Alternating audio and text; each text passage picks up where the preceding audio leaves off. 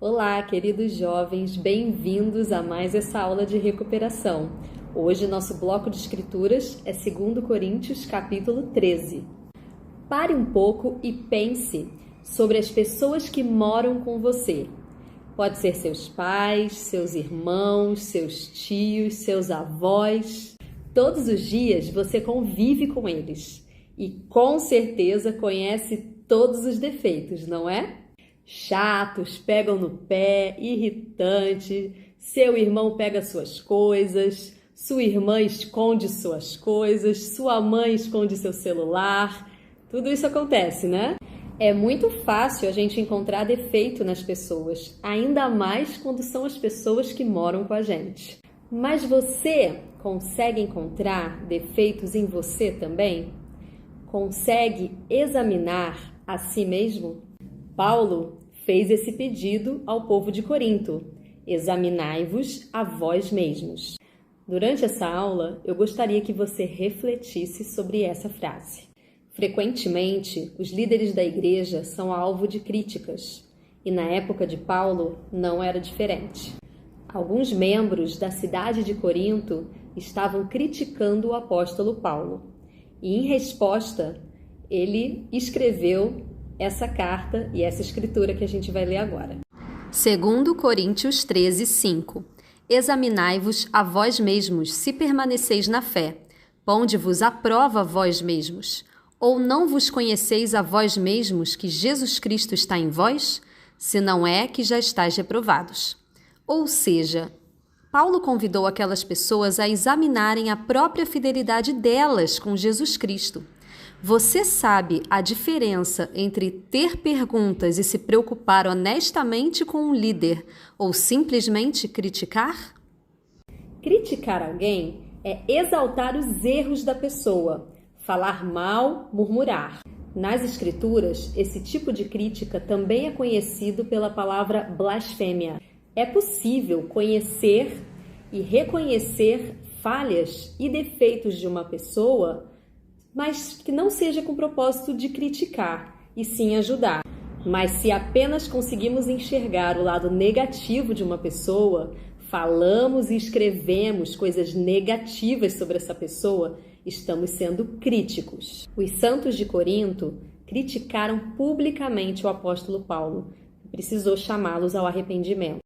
Vamos ler em 2 Coríntios 12, de 10 a 15.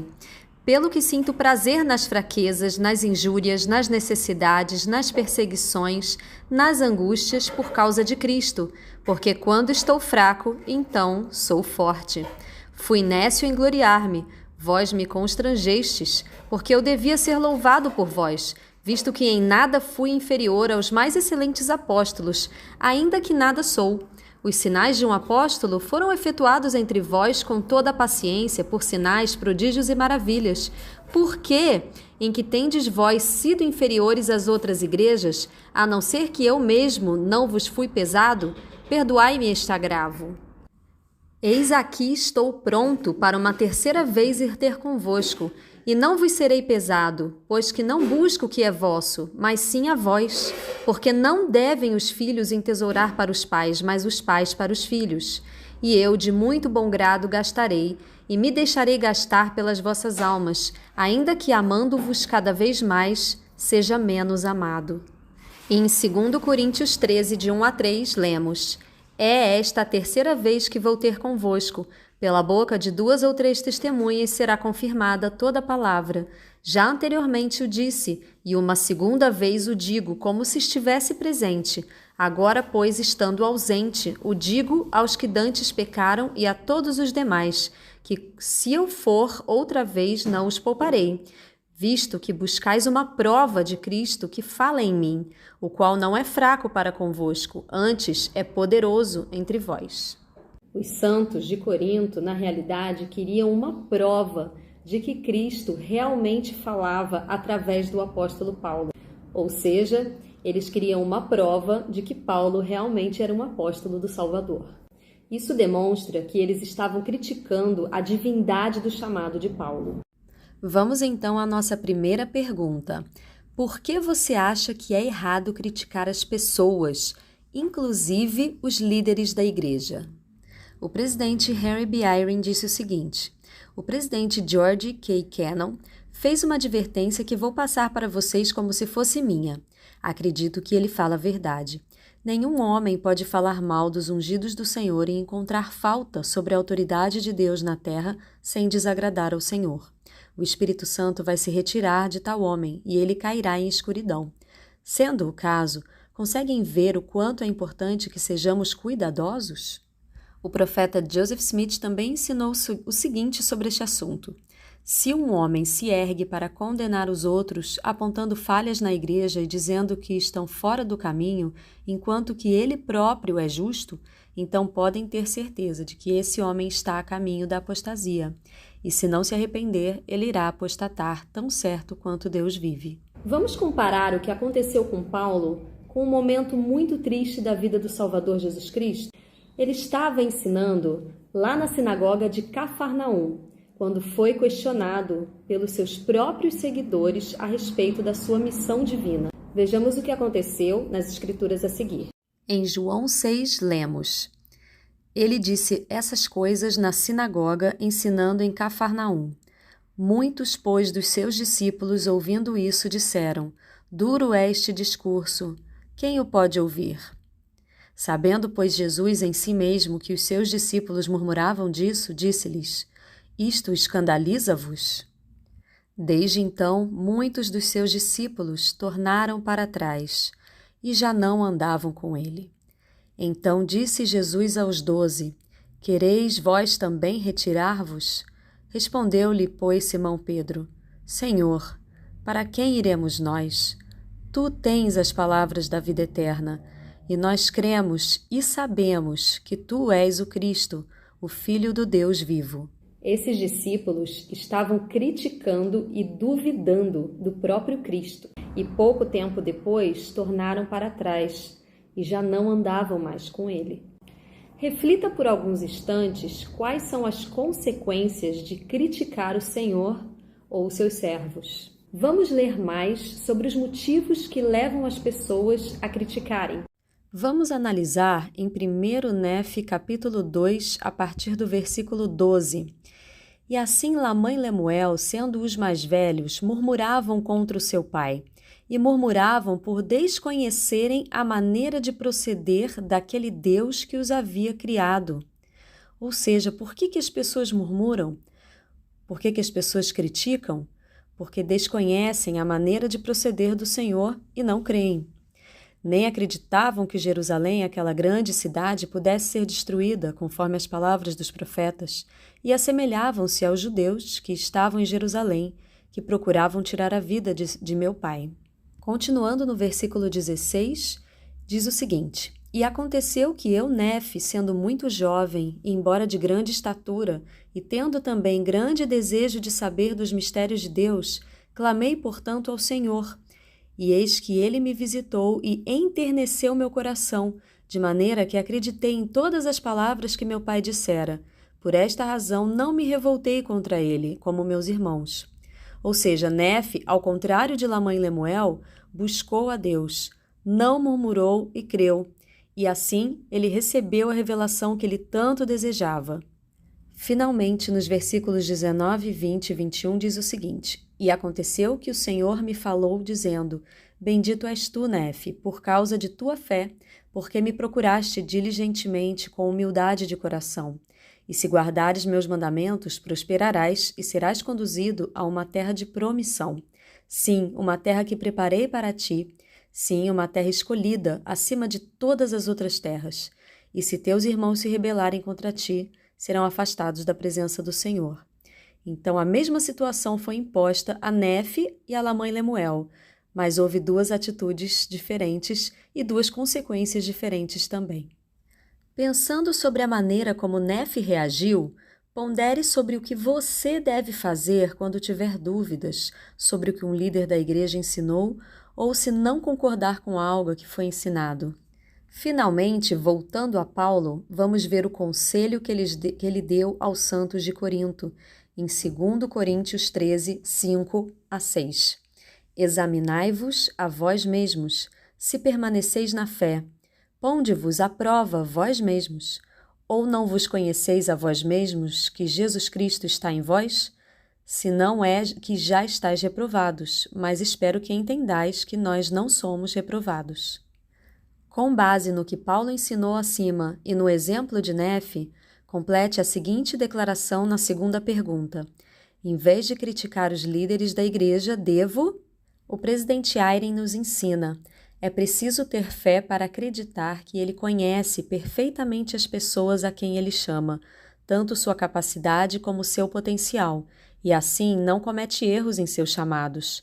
Isso pode fazer com que alguns nesta congregação sorriam ou balancem a cabeça, tanto aqueles que acham que seu próprio chamado pode ter sido um erro, quanto aqueles que pensam em algumas pessoas que conhecem que não parecem bem adaptadas ao seu chamado no reino do Senhor. Meu conselho para os dois grupos é que adiem tais julgamentos, até que consigam ver melhor o que o Senhor vê. Em vez disso, a convicção que vocês devem ter é a de que vocês têm a capacidade de receber revelação e agir de acordo com ela sem temor. Gostaria de mostrar para vocês algo que é muito importante para mim.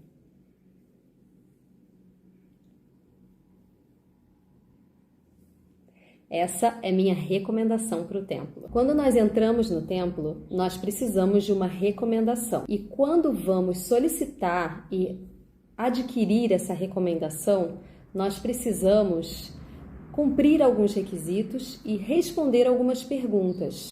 E uma dessas perguntas é se apoiamos os líderes da igreja. Nós também demonstramos o nosso apoio quando levantamos a nossa mão em apoio aos líderes quando eles são chamados. Vamos ponderar um pouco sobre o que significa apoiar os líderes da igreja. O presidente Eyring fez algumas perguntas que eu gostaria que você refletisse e examinasse a si mesmo, para ver como você está se saindo. Vamos lá? Talvez lhes tenha sido perguntado ou será se apoiam seu bispo, seu presidente de estaca, as autoridades gerais e os líderes gerais da igreja. Vocês podem se preparar fazendo perguntas como as seguintes. Eu pensei ou falei sobre as fraquezas humanas das pessoas que me comprometi a apoiar? Procurei evidência de que o Senhor está guiando essas pessoas?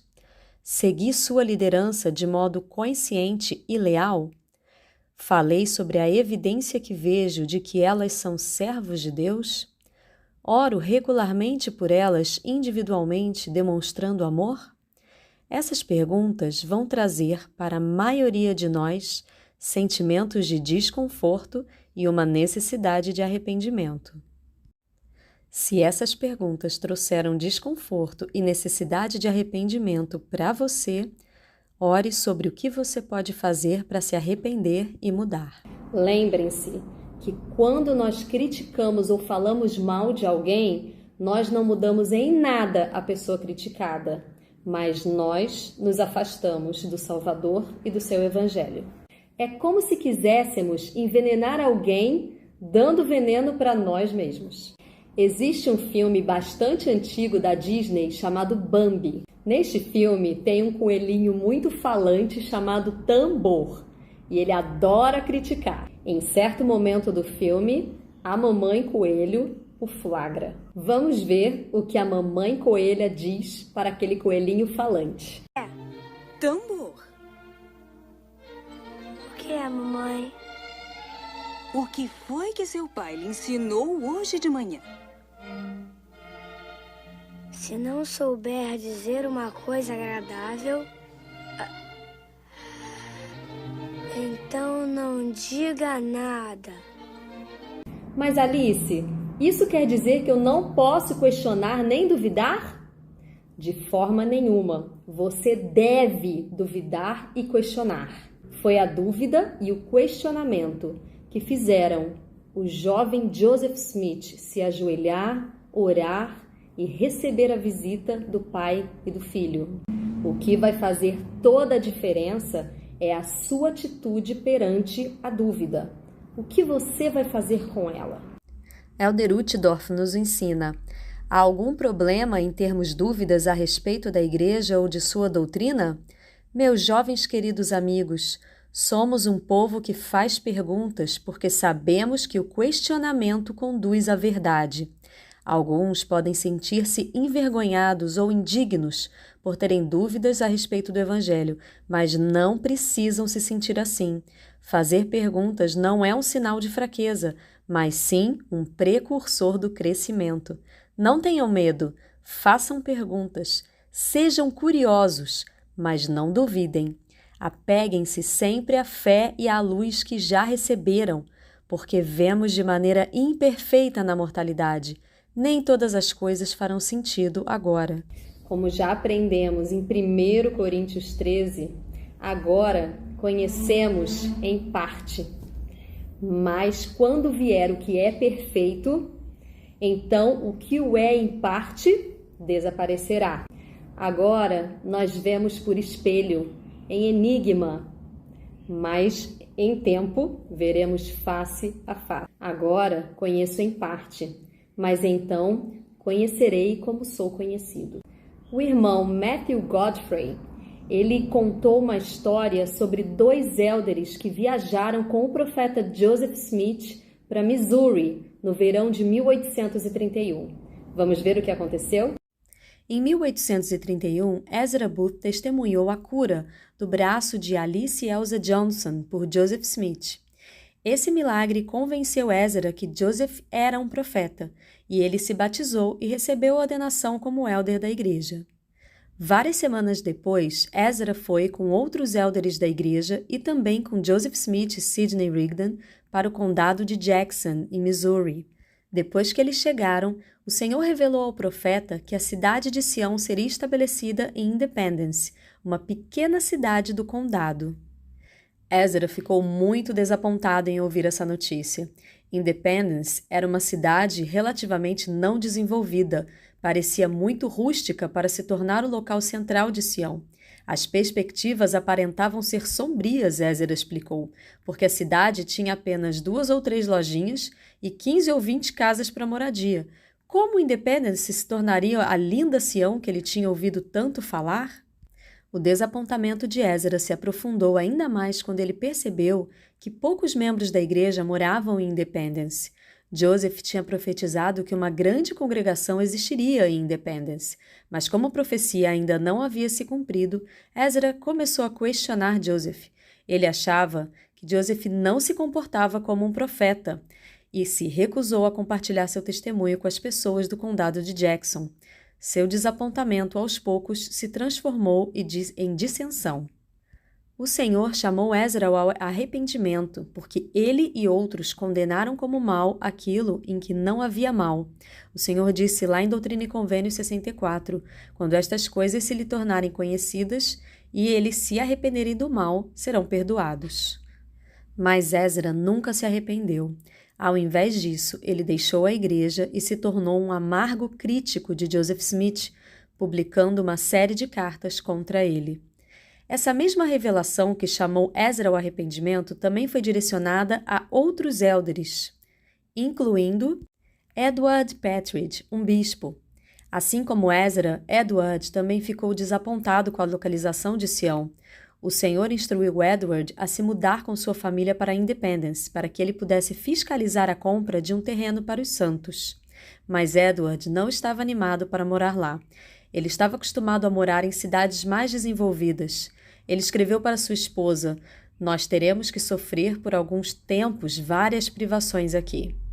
Edward também não concordou com Joseph Smith e Oliver Cowdery sobre o terreno que ele deveria comprar. Edward teve ressentimentos contra Joseph por um tempo. Mas, ao contrário de Ezra, Edward não permitiu que o desacordo e o desapontamento o levasse a deixar o evangelho. Ao invés disso, posteriormente ele pediu perdão ao Senhor e a Joseph. Edward e Joseph se reconciliaram e Edward continuou fiel até a sua morte em 1840. As diferenças de comportamento entre Ezra e Edward mostram para a gente quais são as formas que podemos enfrentar e nos comportar perante os desapontamentos que teremos durante a nossa vida. Talvez nós vamos enfrentar situações que até nos dê motivo para ficar ofendidos. Mas, conforme Elder Bednar ensinou, nós somos agentes. Você e eu temos o poder de escolher como vamos agir a uma situação ofensiva ou dolorosa. Podemos permitir que nossos desapontamentos nos levem para longe do Senhor, como no caso de Ezra Booth, ou, como Edward Patridge, podemos nos esforçar para nos tornar mais humildes e fortalecer o nosso relacionamento com Deus. Nós sempre temos uma escolha. Vamos finalmente à nossa terceira pergunta. Como você pode agir diante de situações de desapontamento? Querido jovem, gostaria que você gravasse essa frase no seu coração. Nós sempre temos uma escolha. Convido a vocês a seguir o conselho de Paulo, que possam examinar a vós mesmos no seu coração, se permaneceis na fé. Examinem por alguns instantes se as escolhas que vocês fazem no seu dia a dia te aproximam ou te distanciam do Salvador. E após essa autoavaliação, te desafio a escolher ficar junto dele. Pois, como disse Simão Pedro, Senhor, para quem iremos nós? Tu tens as palavras da vida eterna. E nós cremos e sabemos que Tu és o Cristo, o Filho de Deus vivo. Deixo essa aula com todo o meu amor e com meu testemunho de que quando examinamos a nós mesmos e estamos preocupados com o nosso relacionamento pessoal com o Salvador, nós não nos preocuparemos em criticar os outros ou em fiscalizar a vida dos outros. Que possamos ter esse desafio pessoal na nossa vida, sempre, e que possamos permanecer ao lado do Salvador. Em nome de Jesus Cristo. Amém.